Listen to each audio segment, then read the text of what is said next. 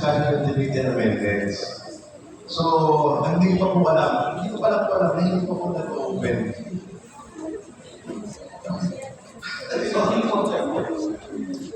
So, hindi po ang ano ako ng sabi ko. Okay, so that point of order is taken. Yun, kasi ako, sir, opo. Actually, ako po ay mag-iiyong po sana ng aking oras. Kasi ito katanungan naman po ni Councilor Laksamana, the CPDC, is question more related sa barangay po. Wala na po akong expertise and masyadong experience ko pagdating po sa barangay at paano po nagagalit po ang mga funds ng barangay. Siguro mas fitting po may tanong ang ating mga konsehal po dito na nanggaling po sa barangay. Baka po si Councilor Naga ay makakaalam po sa at ang po ni Councilor kapag hindi po ba naaprubahan yung calamity fund para po sa isang barangay, saan po or ano po yung paraan po para opo, yun po yun. I-yun ko lang po sa aking ang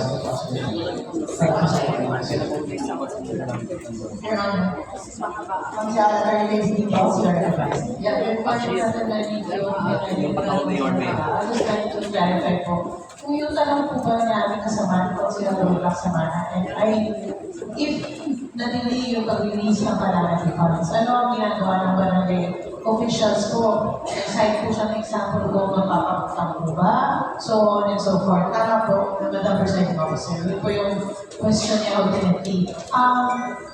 On my humble appreciation po of the question, I believe the best people to answer that are the barangay officials po. Kasi kung sino ang may kaalaman ng immediate na ginawa nila while waiting for the release of the calamity funds na ipinasa sa Bugaya ngayon na ibang konsyal natin with regard po sa sunod. Wala po tayong accurate na maisasagot po no, dahil hindi po natin alam kung ano yung immediate na ginawa ng let's say, barangay official po or ng barangay po, with regard po sa pag-alalay po ng gastusin nila sa barangay nila nung nagkaroon ng sunog po or calamity sa kanilang lugar.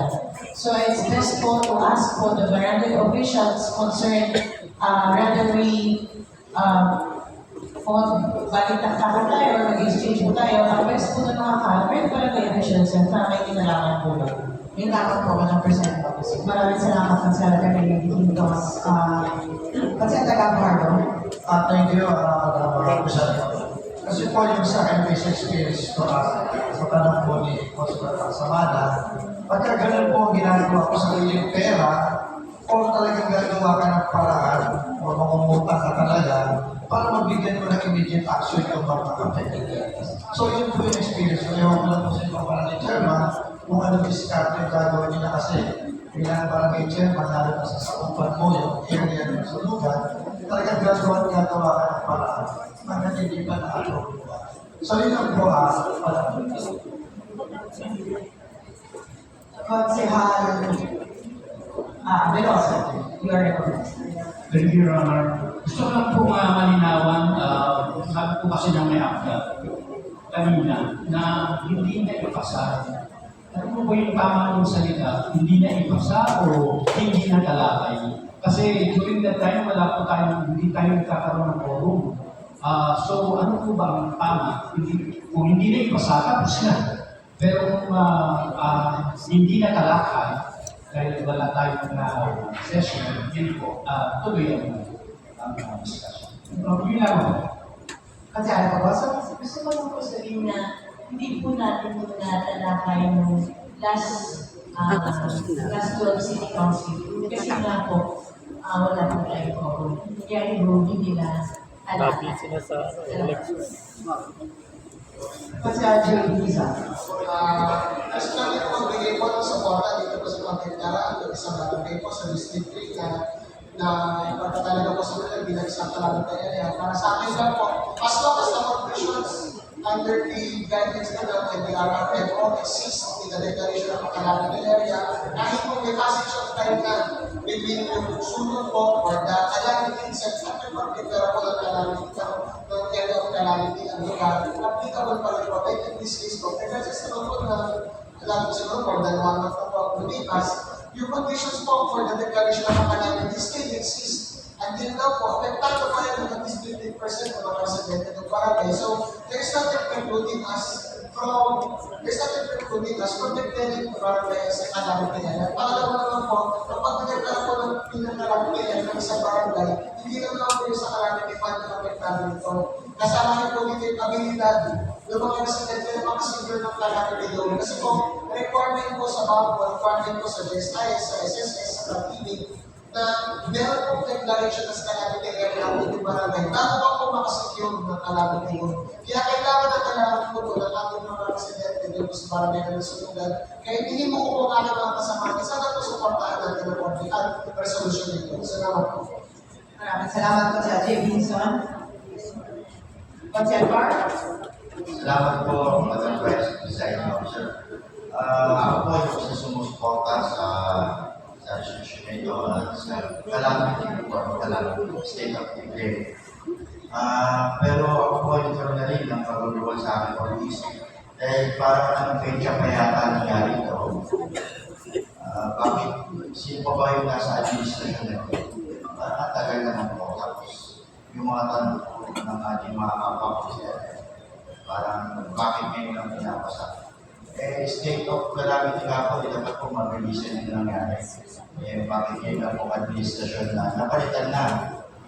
Kaya natin yung yun lang din po para bakit po na-delay?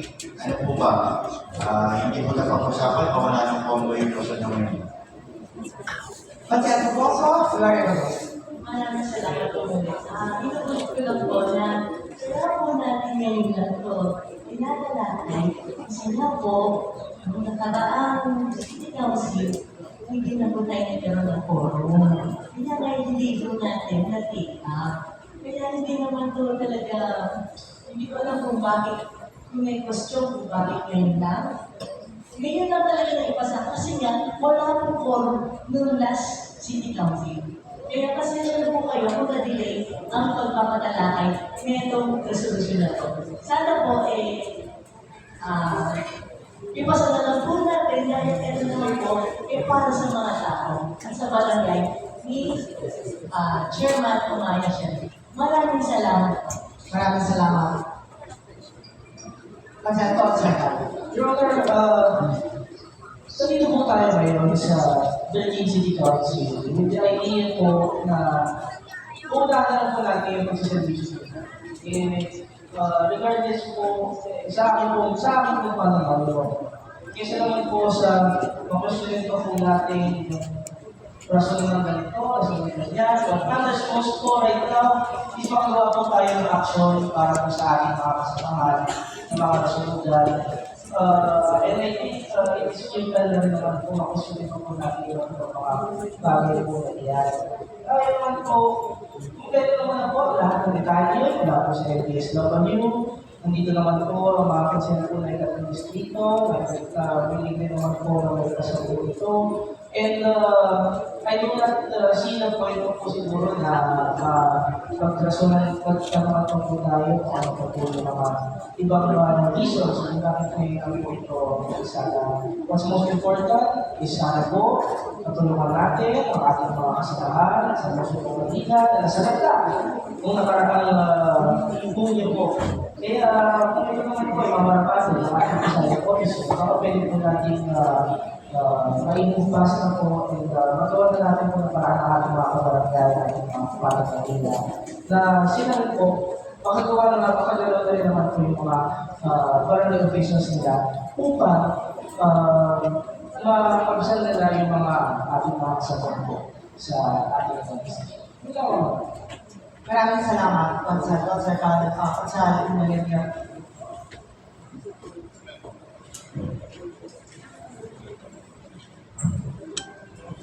Kailangan nyo gamitin. Thank you. I just want to add some manifestation made by our willing doctors from Manila. Yung sa yung effects of calamity pa naman po ay are still present. So, wala naman po tayong law or rule that prohibits the current Sangguniang from passing a calamity declaration based on a past incident as long as the effects of the calamity are still present or the barangay is still in need of urgent intervention or immediate assistance. So, kung close city council po yan, di ba pasay, ay walang polo, ng city council, di naman siguro tayo magkakaroon po ng issue about po sa 1 or 13 city council.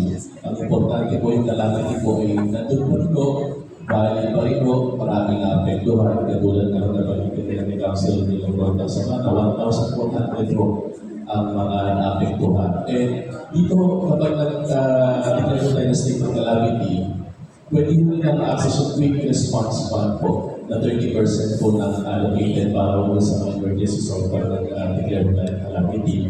And other po sa rule, ang isang barangay pwede lamang mabigyan ng state of calamity kapag 20% po ng apektado po mga residente po ay apektado po. Gusto ko tinatanong po nga kanina, 1,400 po.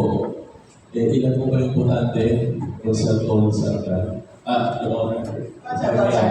Please answer. Dito sa barangay dito. Sa barangay 4, may po 4 na dito. 4 na dito importante po ang dito. Ito po yung susupitang barangay po sa Quiapo. Your Honor.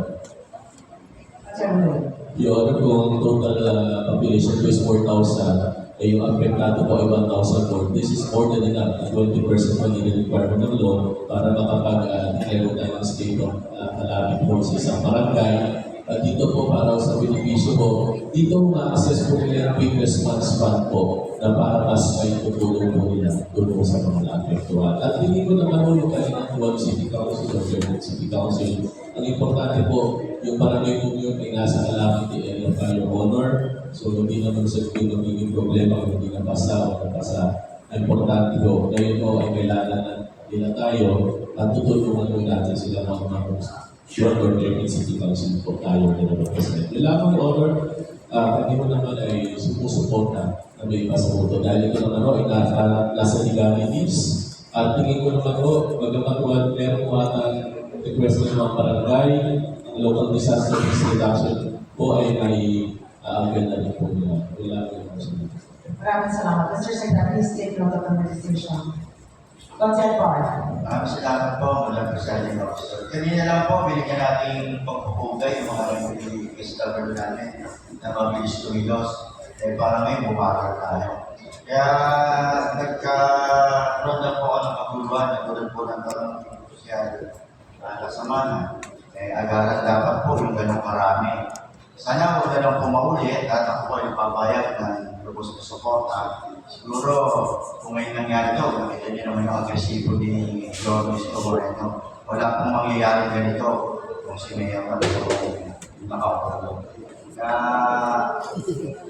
nasunugan ako, nasalatan ako, na-damage din po ang nila, nakatagaran talaga. At dineclare na City Council na ito yung ating pamilya ng tulong. Sana hindi tumatagal po. Katulad po na sinabi ni Lucia Samana, sana hindi tumatagal. Maraming salamat po and I would like to manifest in the record po na sana po ulit po napapatagal po yung mga pagtulong. Maraming salamat. Mr. Secretary, please take note of the manifestation. Consent of Samana, you're recognized. Ulitin po, ako po ay para sa pabor po ako na may pasa natin, pagtulong natin doon sa calamity funds o particular calamity. Marami po po nakausap dito sa likod habang nag-interpolate tayo. Si Attorney Hingison, si Attorney Jawa. Sa totoo po, sabi naman nila sa akin, so wala kasagutan. Para makatulungan. Ang line of questioning ko kasi is to help the barangay chairman in the future na magkaroon ng problema. Una-una, I think we should find other solutions. Asking the city council to give the specific definitions of this LGU na kung hindi man, mapending man, ang calamity funds ng mga barangay dahil sa anumang kadahilanan, ibigyan ng pagkakataon na magkaroon ng personal loan yung chairman dito sa atin sa LGU. Kasi wala namang prescriptive period yung sulog kung kailan dapat ipasa. Ang kailangan po kasi sa session na ito ay ipasa ng council to approve the calamity law. Yun po yung sinasabi ko. Pero kung hindi po na-approve dahil sa mga dahilanan, sana po yung LGU natin, SWD, Budget Department, Treasury Department, kung magkakaroon ng opportunity yung barangay chairman na mangutang dahil hindi mo na ipapasa, mamakaibig yung calamity loan niya, ay bigyan natin ng tulong. This WD is always there. Pero ang una po talagang tumulong dito ay mga facilities. Free. Dahil sila po talagang na-apektuhan. Nandiyan yung SWD at lahat po ahensya natin. Pero ngayon nga po, ako po ay tumatayo, baka nasasabi sa inyo na approve po sa akin na i-release na natin yung lalaki ng sila. Ang sinasabi lang po, in the future, sana na mangyari man yan, na mapending ang approval at release ng calamity funds, ay sana po magkaroon ng immediate na approval kung magpuputang man ang barangay chairman sa atin. Kasi ganun din po, ibang topic na po, pero yung miski po yung nakaraan na disbursement ng barangay chairman sa treasurer na nasa nila yung pera na nakaw. Barangay chairman pa rin po nagpapayag. Nasulugan, wala ang pera, barangay chairman pa rin po nagpapayag. So, sana po proceed na tayo ng gano'n. Gano'n ka ba po, sana po susunod rin ng ating mga taga-discipline na maipasa po yung release ng kalaman ng Pastor Sherman. Tinutukoy natin yung barangay, tinutukoy natin. Maraming salamat po sa inyo. Maraming salamat, Gonzalo Laksamana. Mr. Secretary, take note of the manifestation. Third President. With that, Your Honor, I move that we close the period of discussion.